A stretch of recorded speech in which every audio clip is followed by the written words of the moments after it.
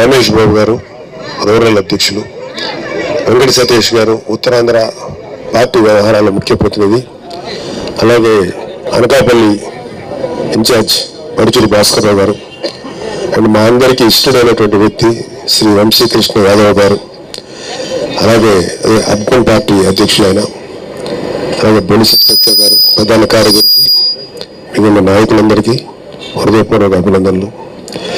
So అనకాపల్లిని పట్టి పీడిస్తున్న one of the biggest సమస్య దోవలు, వైసీపీ పార్టీ, వైసీపీ నాయకులు అండ్ అనకాపల్లి ఎమ్మెల్యే, మినిస్టర్, వీళ్ళందరూ దోవలతో పాటు వీళ్ళందరూ కూడా మిమ్మల్ని పట్టి పీడిస్తున్నారు నాకు తెలుసు. సో దోవల్ని చంపడానికి మనం ఆల్ అవుట్ వాట్ ఎవర్ మాడతాం. అలాగే ఇలాంటి మినిస్టర్ని, ఇలాంటి వైసీపీ పార్టీని అరికట్టాలంటే గాలి రాసి గుర్తు మీద జనసేన, టీడీపీ ఉమ్మడి అభ్యర్థి ఎవరైతే ఉంటారో వాళ్ళకి గట్టిగా బలంగా గుద్దితే ఉమ్మడి అభ్యర్థికి ఓటు గుద్దటమే, అది గట్టిగా పెట్టుకోండి. అలాగే ఇలాంటి వ్యక్తుల గురించి మాట్లాడి లేకపోతే ఇలాంటి వ్యక్తులతోటి కామెంట్ చేసి, అంటే మీకు కూడా నేను అతన్ని కామెంట్ చేస్తే మీకు కూడా చాలా సరదాగానే ఉంటుందని నాకు తెలుసు. కాకపోతే నేను అతని స్థాయికి దిగజారి నేను మాట్లాడలేను. ఎందుకంటే జనసేన వ్యక్తిగత జీవితాలు వెళ్ళాం మనం. ఒక్కొక్కరి వ్యక్తిగత జీవితాలు వెళ్ళాలంటే ఒక్కొక్కరి సంబంధించి మహాభారతం, రామాయణంతో పెద్ద గ్రంథాలు ఉన్నాయి వైసీపీ నాయకులు. వాటి మీద మనం దృష్టి పెట్టద్దు. ఎందుకంటే నేను ఒకటే మాట చెప్తున్నాను, మన నాయకుడు మనందరికి ఇన్స్పిరేషను, మనందరినీ ప్రశ్నించే స్థాయికి తీసుకెళ్ళినటువంటి పవన్ కళ్యాణ్ గారి నాయకత్వంలో మన వ్యక్తిగత జీవితాలకు వెళ్దాం. జీవితాల మీద మనం వెళ్ళాల్సిన అవసరం లేదు. కానీ వాళ్ళకి సిగ్గు ఎగ్గు అనేది ఎప్పుడూ మానేసి బరి బిగించి రోడ్ల మీద తిరుగుతూ నోటుకు వచ్చినట్టు మాట్లాడే వైసీపీ వాళ్ళని ఒకటే ఒక ప్రశ్న అవుతున్నా, మా జన సైనికులు కానీ, మా ఊర మహిళల జోలికి కానీ, లేకపోతే మా వ్యక్తిగత జీవితాలకు కానీ వచ్చి దానివల్ల మీకు ఏమాత్రం ప్రయోజనం జరిగింది? రాష్ట్ర ప్రజల శ్రేయస్సుకి ఏ ఒక్కరికైనా ప్రయోజనం జరిగితే ఓకే, మీరు మిమ్మల్ని అందరినీ పర్లేదు భరిస్తాం, తిట్టండి. కానీ ఒకరికైనా ప్రయోజనం జరగాలి. ఒక్కరికి ఉపయోగం లేదు. మీరు చేసే కామెంట్స్ వల్ల, మీరు మాట్లాడే మాటల వల్ల, మీ వాళ్ళ దగ్గర లేకపోతే మీ నాయకులు మీకు ఇచ్చేటువంటి స్క్రిప్ట్లు చదివి మమ్మల్ని పెడుతున్నారు. మీ తిట్లకు భయపడం. ఎందుకంటే సో మీరు తిట్టే తిట్లకు లేకపోతే మీరు చేసే పనులకు లేదా మీరు కామెంట్ చేసే వాటికో అంత తేలిగ్గా భయపడే వ్యక్తులు కాదు. అంత ముఖం పగిలిపోయేలాంటి సమాధానం చెప్పగలిగేటువంటి సత్తా ఇవాళ మాకుంది. మా జనసేన, టీడీపీ అలాగే ప్రభుత్వం రాబోతుంది. అందరూ టీవీలో చూస్తుంటారు, చాలా సర్వేలు చూస్తున్నారు. ఏ సర్వే అయినా సరే జనసేన, టీడీపీకి అనుకూలంగా ఇస్తే అది ఫేక్, వాళ్ళు మాత్రం చేసుకునే సర్వే చాలా కరెక్ట్. ఇది వాళ్ళ క్యారెక్టర్. సో ఖచ్చితంగా ఆన్సర్ పనులను తెలుస్తుంది. దారుణంగా దోచుకు తింటున్నారు. ఎందుకంటే దారుణంగా ప్రవర్తిస్తున్నారు. కనీసం హ్యుమానిటీ లేకుండా ఒక మమ్మల్ని అంటే జనసేన పార్టీ నాయకులను, కార్యకర్తలు అంటే ఓకే, కామన్ మ్యాన్ జోలికి వెళ్తున్నారు. సామాన్యుల జీవితాల్లో ప్రవేశించి వాళ్ళని పీడిస్తున్నారు. సో ప్రతి ఒక్క కామన్ మ్యాన్, కామన్ ఉమెన్ ఒకటి ఆలోచించిన వాళ్ళని చాలాసార్లు నేను టీవీలో వాళ్ళ దగ్గర మైకి పెట్టి మీకు ఎవరిని ఎన్నుకోవాలి అని అడుగుతుంటే ఒక్కళ్ళు కూడా ఇంచుమించు 80% మాట్లాడాలనుకుని కూడా భయపడి మాట్లాడలేకపోతున్నారు. చాలా డిప్లొమాటిక్గా మాట్లాడుతున్నారు, చాలా జాగ్రత్తగా మాట్లాడుతున్నారు. ఎందుకంటే నిజంగా చెప్పాలంటే అంత భయపడి మాట్లాడాల్సిన అవసరం లేదు. మీరు చాలా ధైర్యంగా ఉండండి. మీ వెనకాల పవన్ కళ్యాణ్ లాంటి మహోన్నతమైన నాయకుడు ఉన్నాడు. మీరు అందరూ మీ వెనకాల భయపడకండి. ఒక్కొక్కడికి పగిలిపోయేంటి సమాధానం మనం చెప్దాం, డోంట్ వరీ. అయితే ఇలా ఎందుకు చేస్తున్నారు? ఇన్ని దోపిడీలు, లేకపోతే ఇంత భూ కబ్జాలను, లేకపోతే పొల్యూషన్ క్రియేట్ చేయటం, స్టోన్ క్రషర్స్ పెట్టి ప్రజల ఆరోగ్యాలతో ఆడుకోవటం, ఇవన్నీ ఎందుకు చేస్తున్నారంటే జగన్మోహన్ రెడ్డి గారిది తప్పు, లేకపోతే ఆయనకి సంబంధించి ఆయన వల్ల ఇట్లా అవుతుంది అంటున్నారు. కానీ మేమందరం తప్పు ఆలోచించాం. మీరు 2019లో ఒక వీడియో సర్క్యులేట్ అయింది. అది మీరు గమనిస్తే ఇప్పటికి దొరకచ్చు కొన్ని చోట్ల. మీరు కావాలంటే తెప్పించుకుని చూడండి. ఆ రోజు ఇతను 1,00,000 కోట్లు తినేసి 7 నెలల పాటు జైల్లో ఉన్నదన్న విషయం ప్రతి ఒక్కరికి తెలుసు. కానీ ప్రతి common man YS Rajasekhara Reddy గారి ముఖం చూసి అయ్యో ఈ పిల్లవాడు అమాయకుడేమో, ఇతనికి ఏమీ తెలియదేమో, తప్పుగా ఇతని గురించి చేసేయడమని ఒక రకమైన డెల్యూషన్లోని భ్రమకులోని ఇతను మహానుభావులను ఓటేశారు. కానీ 2019 మళ్ళీ ఇంకోసారి అని చెప్పాడు. ఏమని చెప్పారంటే రాబోయేది రేపో మాపో రాబోయేది మన ప్రభుత్వమే, సో మన బిర్యానీ మన పల్లెల్లో ఉన్న బిర్యానీ మనమే తిందామని. అంటే ఆంధ్రప్రదేశ్ని ఒక బిర్యానీ పల్లెలాగా మార్చుకొని వైసీపీ నాయకులందరూ శుభ్రంగా తింటున్నారు. అసలు తప్పే వాళ్ళు కరెక్ట్గా అన్నారు, ఆ పని చేస్తున్నారు. కానీ మనకు అర్థం కాదు ఆ రోజు. ఈ వీడియో కావాలంటే మీకు దొరుకుతూ చూడండి. అప్పుడు అనుకున్నాను ఏంటి ఆంధ్రప్రదేశ్ అంటే మన ప్లేట్లు అంటే ఇంక ప్రజల కోసం ఏం చేయరు వీళ్ళు, ఇలా ఆలోచన విధానమే చాలా దారుణంగా ఉందని అనిపించింది. సో మీరు ఒకే ఒక ప్రశ్న అడగండి, రేపొద్దున ఓట్ల కోసం వస్తే మీకు దమ్ముంటే చెంప పగలు కొట్టండి, కనీసం అడగండి ధైర్యంగా. వాళ్ళు ఖచ్చితంగా పోలీసులతో వస్తారు తప్ప ఒంటరిగానో లేకపోతే మంది మార్గం వేసుకొని ఏదైనా ఓట్లకు వస్తున్నారు. ఖచ్చితంగా అడగండి. దోమల వల్ల హెల్త్ ఎంతమంది దెబ్బతింది, ఈ పొల్యూషన్, ఈ స్టోన్ క్రషర్స్ వల్ల ఇతరత్ర వచ్చిన పొల్యూషన్ వల్ల ఎంతమంది ఆరోగ్యాలు దెబ్బతిన్నాయి, ఎంతమంది లంగ్స్ చేపోయి పాడైపోయి చనిపోయిన ఉన్నారు, ఎంతమంది కిడ్నీ వ్యాధులు వచ్చి చనిపోయిన ఉన్నారు. ఎన్ని మీరు అడగండి. ఎందుకంటే 7 ఏళ్లలో మీరు మంచి రిచ్గానే బతుకుతుంటారు. నాకు తెలిసి అనకాపల్లి లేదనుకుంటాను, వేరే చోట నిలబడి మీకు వేరే చోట అద్దెకి తీసుకున్నాను, ఓన్ హౌస్ గాజువాక సంబేర అని అంటున్నాడు. ఎస్ ఇక్కడ మాత్రం లేదని తెలిసింది. అంటే ఇక్కడ జనాలు ఎలాంటి పొల్యూషన్ గురయ్యి ఎలాంటి చావుస్ వచ్చినా అతనికి ఏం ప్రాబ్లం లేదు, అతను మాత్రం హ్యాపీగా ఉండాలి. అది అతనే కాదు, వైసీపీ నాయకులు అందరూ ఇంతే. వీళ్ళు చేసినంత ఎన్విరాన్మెంట్ పొల్యూషన్ ఎవరు చేయలేరు. సో వీళ్ళకి ఖచ్చితంగా రాబోయే ఎలక్షన్లో బుద్ధి చెప్పాల్సిన అవసరం మీ చేతిలో ఉంది. మీరందరూ తెలుసుకోవాలి. ఎందుకంటే ఒక మంచి నాయకుడు మన పవన్ కళ్యాణ్ గారు వెనకంజ వేల 2019లో ఇక్కడున్న వాళ్ళు నాకు తెలిసినంత వరకు చాలామంది వైసీపీకి ఓటేసి ఉంటారు. అప్పుడు మీ ఉద్దేశం మీ ఆలోచన నేను తప్పట్లేదు. ఈసారన్నా జనసేన టీడీపీ అలయన్స్ ప్రభుత్వానికి ఓటేయండి, ఆ పార్టీకి ఓటేయండి. ఈ ఏరియాలో జనసేన టీడీపీ అలయన్స్లో ఎవరికి ఇస్తారో అది పవన్ కళ్యాణ్ గారు చంద్రబాబు గారు వాళ్ళు డిసైడ్ చేస్తారు. ఎవరికి ఇచ్చినా సరే మనం గెలిపించాలి. ఇక్కడ టీడీపీ అభ్యర్థికి ఇచ్చారనుకోండి మనందరం గెలిపించాలి. వేరే చోట జనసేన అభ్యర్థి ఉన్నప్పుడు టీడీపీ వాళ్ళు గెలిపిస్తారు. ఆ విధంగా ఒకరికొకరు సహకరించుకొని ముందుకెళ్ళాలి. ఎందుకంటే ఇతను ప్రజాస్వామ్యాన్ని ఎప్పుడో కూనీ చేశాడు. ఇప్పుడు ప్రజాస్వామ్యం లేదు మనకు ఆంధ్రప్రదేశ్లో. అదృష్టం కొద్దీ అంబేద్కర్ మహాశయుడు రాజ్యాంగం రాయబట్టి సెంట్రల్లో బీజేపీ లాంటి బలమైన ప్రభుత్వం ఉండబట్టి ఈ మాత్రమైనా జరుగుతుంది. కాబట్టి మీకున్న ఒకే ఒక బలం ఓటు. ప్రతి 5 ఏళ్ళకు ఒకసారి మాత్రం మీ బలం చూపించగలరు. మన దురదృష్టం ఏంటంటే రీకాలింగ్ అంటారు. మీ పరిపాలన నచ్చకపోతే నన్ను దింపేసే ఆ యొక్క సిస్టమ్ మన ఇండియన్ కాన్స్టిట్యూషన్లో లేదా మన దీంట్లో లేదు. అది కానుకుంటుంటే ఎలాంటి నీచమైన దుర్మార్గమైన ప్రభుత్వాన్ని రీకాల్ చేసి వెనక్కి పంపించగలం, అది లేదు మనకి. అది మన దురదృష్టం. సో ఒక్కసారి మాత్రం ఓట్లు వేయడానికి వస్తే మాత్రం ఖచ్చితంగా చంపలు పగలు కొట్టండి. ఎందుకంటే మాకు ఇలా చేసామని మీరు దాంట్లో ఏం ఆలోచించగలరు, తప్పేం కాదు. అది గట్టిగా కాలర్ పట్టుకుని అడగండి. అడుగుతారు కదా, ప్లీజ్ అడగండి, వదలద్దు. ఎందుకంటే మేము కళ్ళారా చూస్తున్నాం. ఈ 5 ఏళ్లలో ఒక డెవలప్మెంట్ లేదు, ఒక పరిశ్రమ లేదు, ఒక ఇండస్ట్రీ రాలేదు.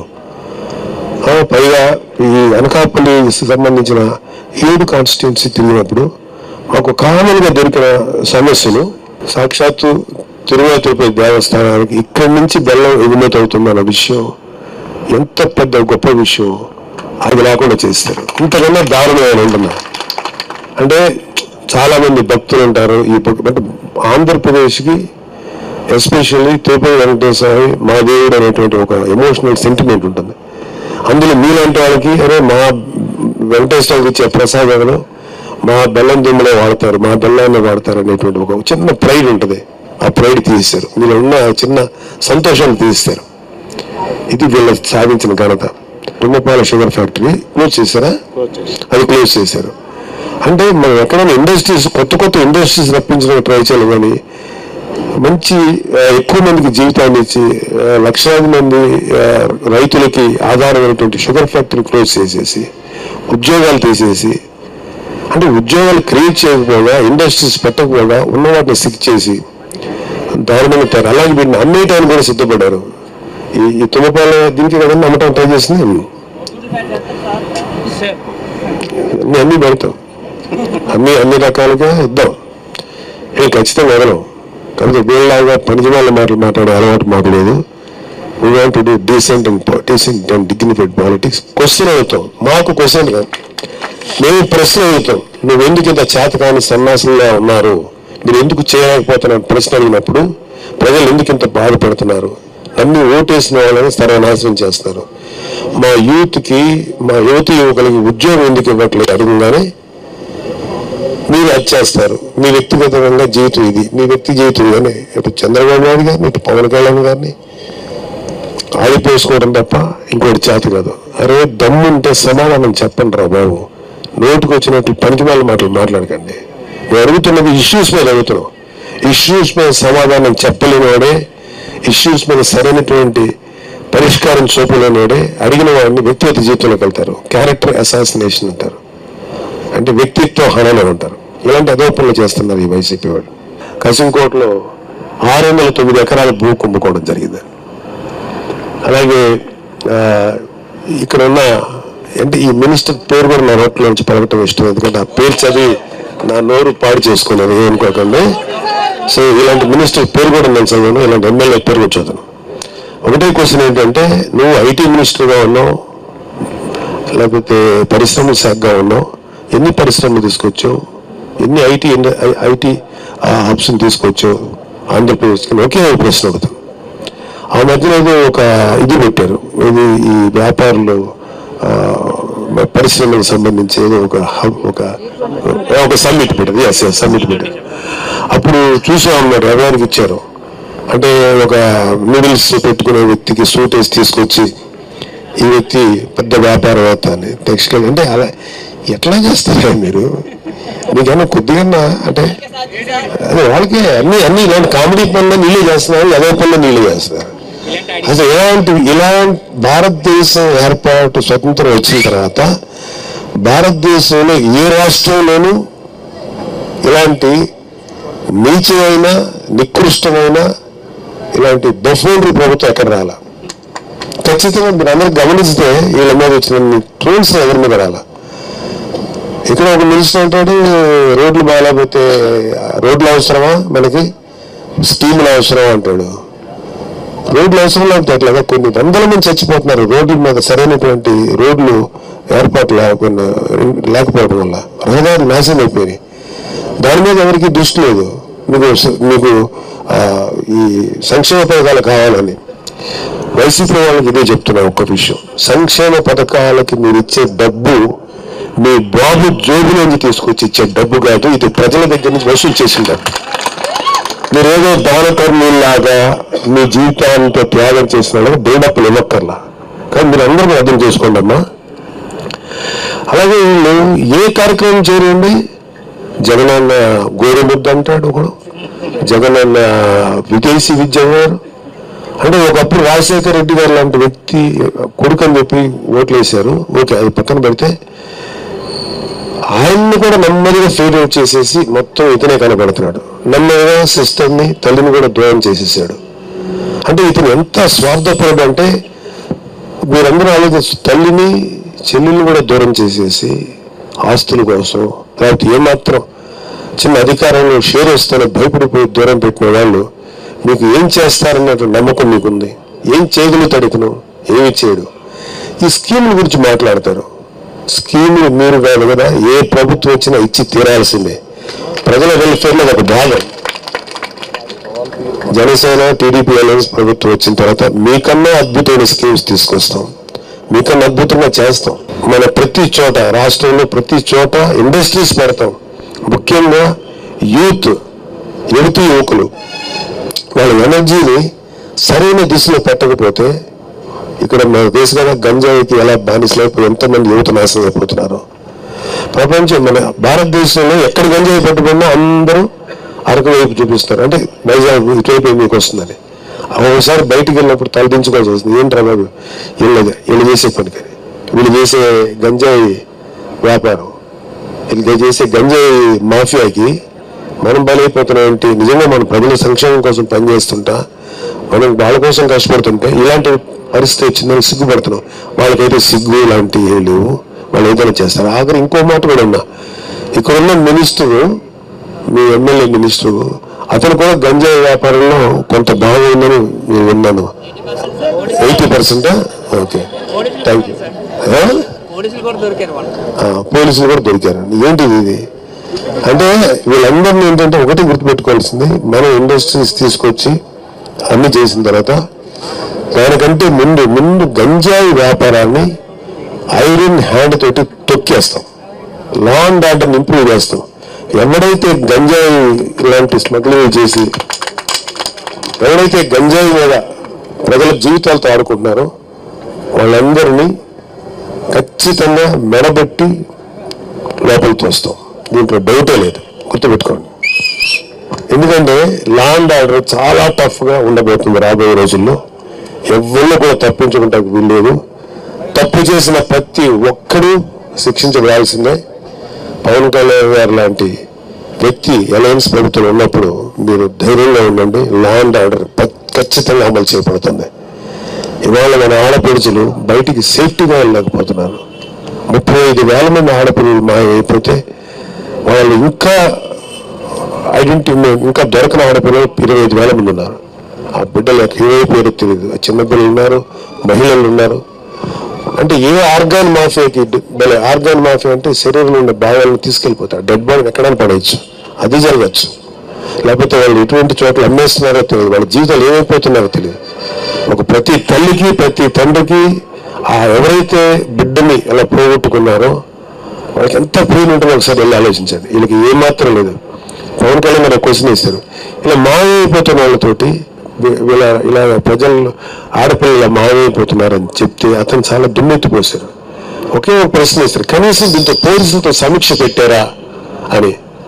ఇతను పెట్టడు, ఇతను పోలీసు సమీక్షలో పెట్టాడు. ఇతను ఎంత పచ్చి అబద్ధాలు కోరంటే మేమందరూ చెప్తున్నాం, జగన్మోహన్ రెడ్డి లాంటి నటుడు భారతదేశం ఈ భూమి ప్రపంచంలో ఇవ్వలేడు, గుర్తుపెట్టుకోండి. ఎక్స్ట్రాడినరీ యాక్టర్ ఆయన.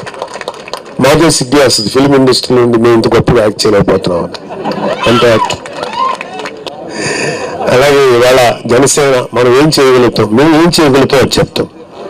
ప్రతి ఒక్కరికి విద్య వైద్యం ఫ్రీగా ఇవ్వాలన్నది పవన్ కళ్యాణ్ గారి ఆశ. అది ఇంగ్లీష్ మీడియం అయినా కానివ్వండి, తెలుగు మీడియం అయినా కానివ్వండి, అది ఎన్నుకునే వాళ్ళ ఛాయిస్ ఉంటుంది. ప్రతి వాళ్ళకి ఏ మీడియంకి వెళ్ళినా మేము చదవాలనేటువంటి ఛాయిస్ ఉంటుంది, ఆస్కారం ఉంటుంది. కేవలం ఇంగ్లీష్ మీడియం మాత్రమే పెట్టి తెలుగు చదువుతాం అనుకున్న కొద్ది మందిని మేము డిప్రూవ్ చేయడం నష్టపరచదలుచుకున్నా. ఖచ్చితంగా ప్రతి వాళ్ళకి ఈ విద్యా వైద్యం ఫ్రీగా అందాలని. అలాగే యువకులు యంగ్స్టర్స్ ఇంతమంది ఉన్నారు. మిమ్మల్ని కేవలం ఉద్యోగాలు చేసుకునేటువంటి వ్యక్తుల్లా కాకుండా మిమ్మల్ని ఒక వ్యాపారవేత్తలుగా తీర్చిదిద్దడానికి ఒక్కొక్క నియోజకవర్గానికి సంవత్సరానికి 500 మంది చొప్పున 5 ఏళ్లలో ఇన్ని నియోజకవర్గాలను అన్ని నియోజకవర్గాలను ఒక్కొక్కరికి 10 లక్షలు ఇస్తారని చెప్పి పవన్ కళ్యాణ్ గారు మాట ఇచ్చారు. అది గుర్తుపెట్టుకోండి. రాబోయేది జనసేన టీడీపీ అలయన్స్ ప్రభుత్వం మాత్రమే.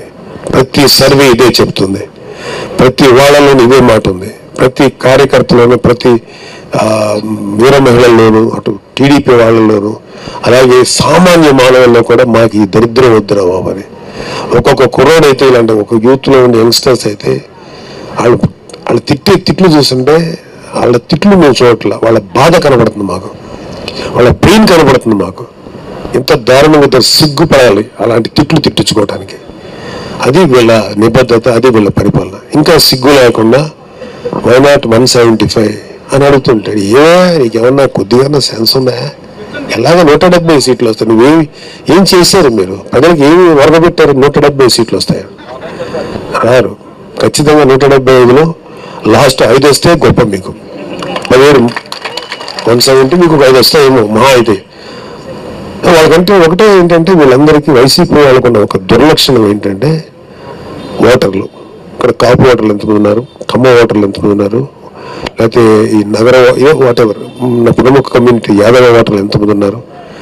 అరే యాదవ సన్నాసులారా ఒకటే మాట్లాడుతున్నా వైసీపీ వాళ్ళు. అరే సన్నాసులారా వాళ్ళ ఓటర్లుగా చూడకండి, మనుషులుగా చూడండి. ఫస్ట్ వాళ్ళని మానవులుగా చూడండి, వాళ్ళ అవసరం ఏంటో గుర్తించండి, వాళ్ళకి ఇది చేస్తామని చెప్పి బతిలాగండి. అయ్యా మీకు ఇంత చేద్దాం అనుకున్నాం, మీ ఓట్లు మాకు వేయండి అని. అది మేము అడుగుతున్నాం. కులమతాలకు అతీతంగా ప్రతి వాళ్ళు మేము రిక్వెస్ట్ చేస్తున్నాం. దయచేసి జనసేన టీడీపీ ఉమ్మడి అభ్యర్థిని గెలిపించమని మేము రిక్వెస్ట్ చేస్తున్నాం. మేము ఓటర్లుగా చూడలేం, గొప్ప ప్రాణం ఉన్న మనుషులుగా, విలువైనటువంటి ప్రాణం, ఎంతో గొప్ప సర్వీస్ చేసే వ్యక్తులు, ఎంతో మీ కుటుంబాలకు మీరు ఎంత నిలబడుతున్నారు, అలాంటి వ్యక్తులు కూడా మిమ్మల్ని చూస్తాను తప్ప మిమ్మల్ని మాత్రం ఎప్పుడు కూడా ఓటర్లుగా చూడం. కాకపోతే మీ ఓట్లు మాత్రం మాకు ఏమని చెప్పి, మీరు ఓట్లు వేసే ప్రతి ఓటు వేస్ట్ అవ్వదు, ఇది మాత్రం గుర్తుపెట్టుకోండి. మీరు వేసే ప్రతి ఒక్క ఓటు కూడా అద్భుతంగా మీ జీవితాలకు ఉపయోగపడుతుంది. ఎందుకంటే జనసేన టీడీపీ అలయన్స్ లో ఉన్నది మనకు అత్యంత మన ప్రీతమ నాయకుడు పవన్ కళ్యాణ్ గారు. ఆయన ఉన్నారు. ఏ విధమైనటువంటి మిస్యూజ్ జరగకుండా ఆయన నిలబడతాడు మన కోసం. అలాగే టీడీపీలో చంద్రబాబు నాయుడు గారు కూడా చాలా అవమానాలకు గురయ్యారు, చాలా దారుణమైనటువంటి ట్రోలింగ్ గురయ్యారు. ఆయనకు కూడా చాలా కసి ఉంది. వాళ్ళ ఖచ్చితంగా మంచి పని చేద్దాం రాష్ట్రాన్ని. ఆయన కూడా పెద్ద వయసు వస్తుంది. ఆయన ఒకటే కోరిక, నేను నెక్స్ట్ తెర వచ్చే లోపుగా నేను శాశ్వత రాష్ట్రానికి ఏం చేయాలనే మంచి ఆలోచనతో ఉన్న వ్యక్తి ఆయన. సో పవన్ కళ్యాణ్ గారు లాంటి బలమైన వ్యక్తి, చంద్రబాబు నాయుడు గారు లాగా మంచి చేద్దాం అనుకునే వ్యక్తిని మనం గెలిపించుకుందాం. మనం రేపు ఎలక్షన్స్ ఎవరిస్తారో పక్కన పెడితే, మీరు అప్పుడే లోకల్ బాడీ ఎలక్షన్లు మనకేంటి అంత ఆలోచించకండి, అంత దూరం కాదు. ప్రతిదీ మనకు న్యాయం జరుగుతుంది. జనసేనకి ఎట్టి పరిస్థితుల్లోనూ న్యాయం జరగకుండా వదిలే ప్రసక్తి లేదు. ఎలక్షన్స్ లో కానీ లేకపోతే ఏ విషయంలో అయినా సరే టీడీపీ వాళ్ళతో సమానమైనటువంటి ఒక రెస్పెక్ట్ ఉంటుంది, సమానమైన హక్కులు ఉంటాయి తప్ప మనకి ఏమి తక్కువ రావు. సో అలయన్స్ విషయంలో మీరు ఏ డౌట్ పడకండి.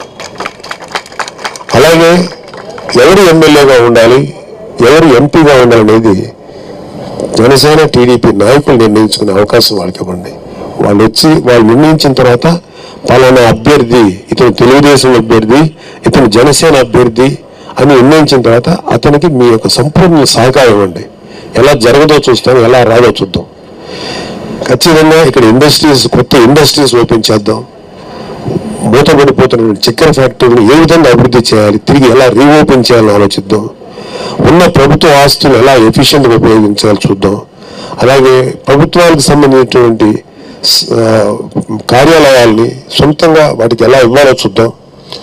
ఇలా ప్రతి ఒక్క విషయంలోనూ మీ జీవితాల్లో మేమందరం ఉంటాం, మీకు అండదండగా ఉంటాం. ఎందుకంటే ఇక్కడ పవన్ కళ్యాణ్ గారు లాంటి గొప్ప వ్యక్తిత్వం ఉన్నటువంటి మహానాయకుడు తన జీవితంలో తను సంపాదించిన డబ్బు కూడా ప్రజల కోసం ఖర్చు పెట్టాడు తప్ప ఏ రోజు సొంతాన్ని వాడుతాడు. కోట్లాది రూపాయలు ఇచ్చారు. నాకు తెలిసినంత వరకు ఇన్ని కోట్లాది రూపాయలు ఇచ్చిన నాయకుడు ప్రపంచ రాజకీయ చరిత్రలో ఎవరూ లేరు. ఇది రాసి పెట్టుకోండి. Right from US to America నుంచి అనకాపల్లి దాకా ఎవరు ఇవ్వాలి అట్లా. పైగా ఉన్నది ప్రజల దగ్గర లాక్కొని ప్రజల దగ్గర కోట్లు తీసుకొని లక్షలు దానం చేసిన వ్యక్తులు దుర్మార్గులు. సో నిలబడండి, మన జనసేన టీడీపీ అలయన్స్ అభ్యర్థులకి అండగా నిలబడండి. సో ఒక మంచి మాటతో చెప్పి ముగిస్తాను. ప్రతిసారి పలానా నాయకుడికి సంబంధించిన వ్యక్తి వాళ్ళ నాన్న ఇంత గొప్ప పని చేశాడు, అంత గొప్ప పని చేశాడు అని వాళ్ళ ముఖం చూసి ఓటేస్తారేంటి? ఈ ఒక్కసారి మీ పిల్లల భవిష్యత్తు గురించి, మీ పిల్లల మంచి జీవితాల గురించి, వాళ్ళ మంచి క్వాలిటీ ఆఫ్ లైఫ్, అలాంటి లైఫ్ చూసి ఈసారి మీ పిల్లల ముఖం చూసి పవన్ కళ్యాణ్ గారికి ఓటేయండి. Thank you. జై జనసేన, జై హింద్.